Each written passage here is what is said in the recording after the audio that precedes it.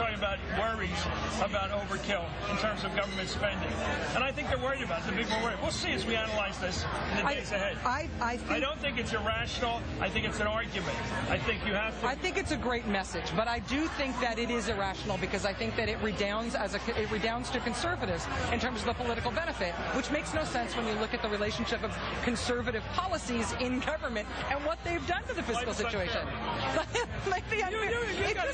It just means that it's not policy, it's politics. And it means that maybe Democrats need to get better about talking about their own fiscal responsibility. No, I think I look at the numbers and I am worried. I'm worried about this government committing itself to so many entitlement programs and committing itself to such a level of taxation to support those entitlement programs.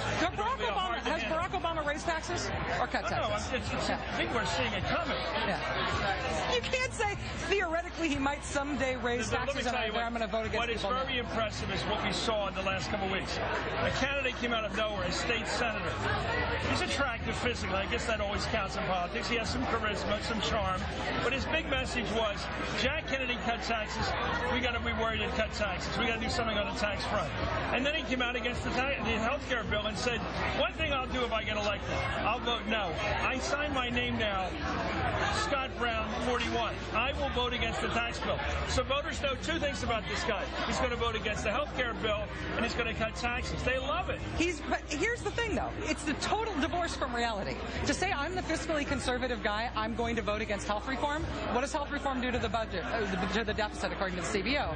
It reduces the deficit. CBO, and you believe, and you think the people of Massachusetts I believe the CBO more than I believe a guy running for Senate, They're just going through a health care fight up here. They got a health care plan. They know these cost figures are never reliable. There's always an overrun.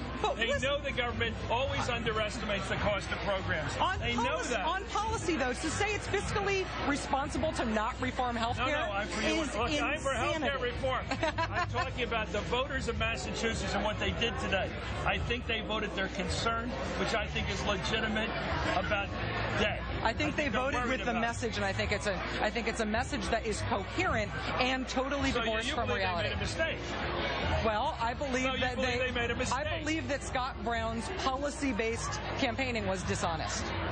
That's what I believe. Well, and Howard Dean is going to join us now to talk on the health care side. Fair enough. Let's bring Howard Dean back into the conversation. Go on, last word. Go say it. Well, I just think that this dissatisfaction the American people feel right now is against incumbents. It was 2 years ago. That doesn't change. Who are you going to blame? You're going to blame the political establishment that's been in power a long time up here.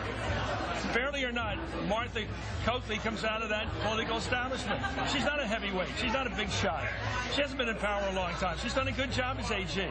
But she's seen as part of the team. You know, in college, where the same people run every year for student council president, and finally around junior year, some nerd comes along and beats them because we're just tired of voting for the same people, right? That's what happened. I think I was that nerd. Well, maybe you were. By the way, Bill Clinton was the establishment guy that lost in his third year. All right, joining us now.